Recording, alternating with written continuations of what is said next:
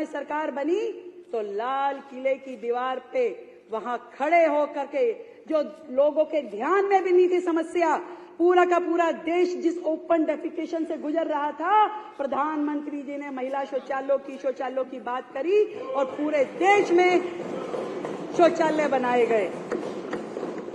प्रधानमंत्री जी के इस विजन के साथ इसी के अनुरूप हमने घोषणा की थी कि दिल्ली की गरीब महिलाओं को प्रति माह 2,500 रुपए उपलब्ध कराए जाएंगे। और मुझे ये बताते हुए अत्यंत खुशी है कि न केवल इस योजना को महिला समृद्धि योजना के तौर पे लागू करने का फैसला 2025-26 में इसके हेड में हमने 5100 करोड़ रुपए का प्रस्तावित प्रावधान किया है। और साथ ही मातृत्व वंदना परियोजना के अंतर्गत जिसमें 21,000 रुपए गर्भवती महिलाओं को और 6 पोषण किट दी जाएगी, उसमें 210 करोड़ रुपए का प्रावधान किया है। पिछली सरकारों के विपरीत हमारी सरकार की नीतियां गरीबों को गरीब बनाए रखने और मध्यम वर्ग को बदहाल करने वाली नहीं होगी।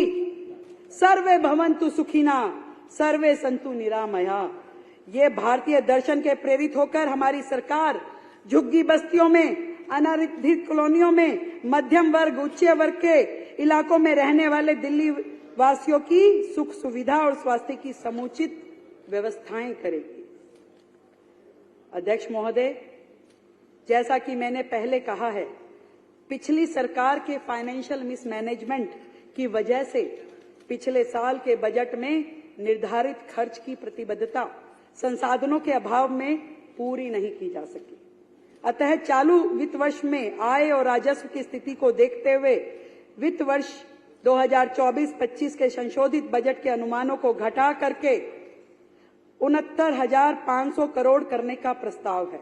इस प्रस्तावित संशोधित बजटीय अनुमानों में 54,706 करोड़ रुपए का आवंटन राजस्व व्यय पर और 14,794 करोड़ रुपए का आवंटन पूंजीगत व्यय के ऊपर किया जाना प्रस्तावित है। 2024-25 के अनुमोदित बजट अनुमानों के में स्थापना और अन्य व्यय के लिए 37,000 करोड़ का प्रावधान किया गया है।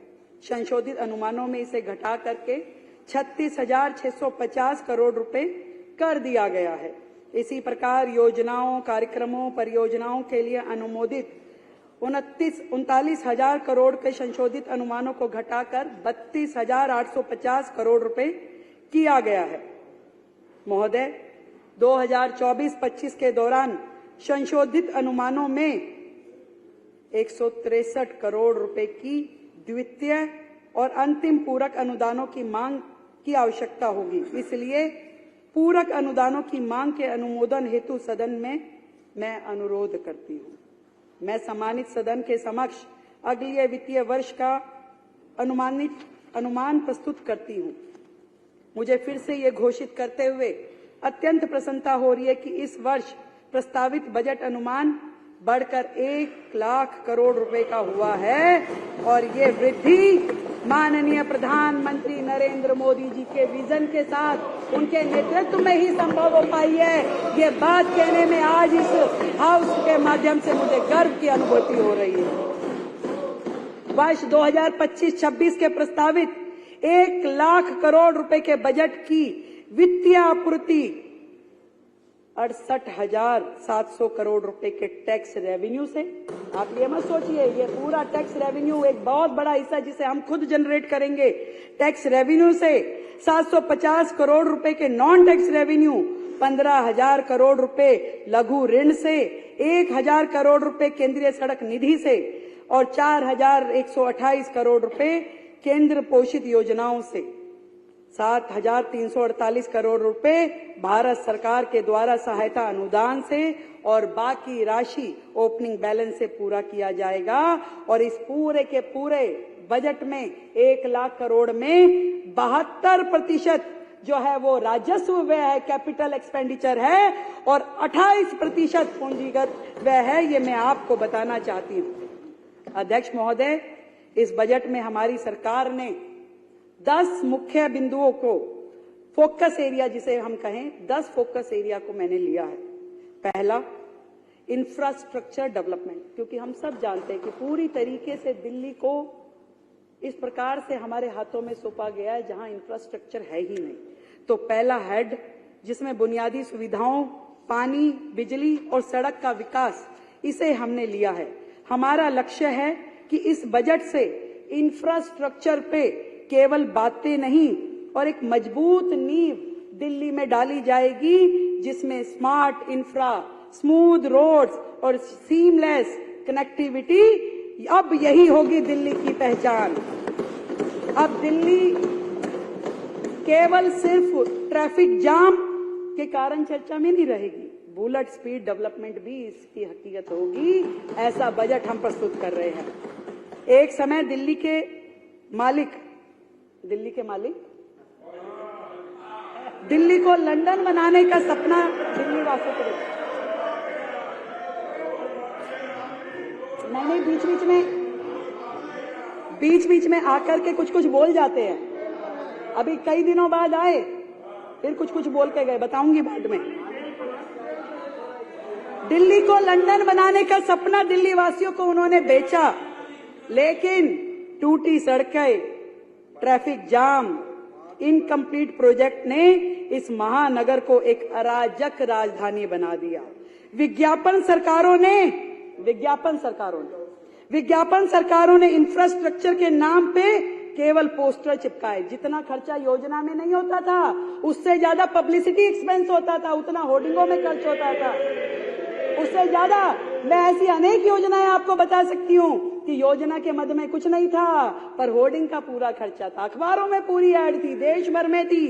ऐसी सरकार जिसने धरातल पे विकास को ठप कर दिया।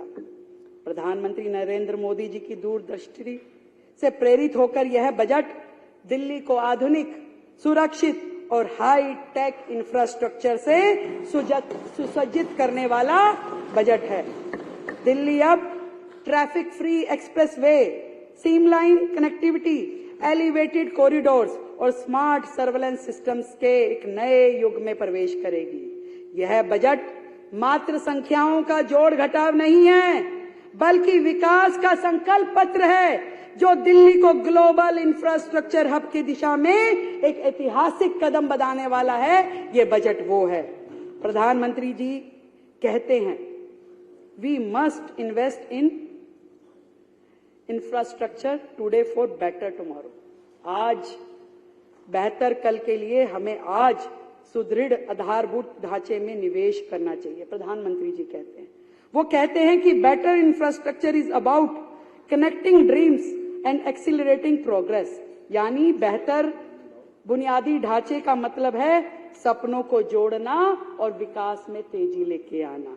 प्रधानमंत्री जी के दिखाए हुए इस रास्ते पे चलते हुए मैं अध्यक्ष महोदय आपके माध्यम से इस सदन को सूचित करना चाहती हूं कि सड़क परिवहन राजमार्ग मंत्रालय भारत सरकार के द्वारा और शहरी विकास मंत्रालय के आदि के तहत उपलब्ध धनराशि के माध्यम से इंफ्रास्ट्रक्चर के प्रोजेक्ट को लॉन्च करके केंद्र सरकार के सहयोग से एनसीआर क्षेत्र के साथ दिल्ली की कनेक्टिविटी में सुधार के लिए 1000 करोड़ रुपए आवंटित करने का प्रस्ताव है।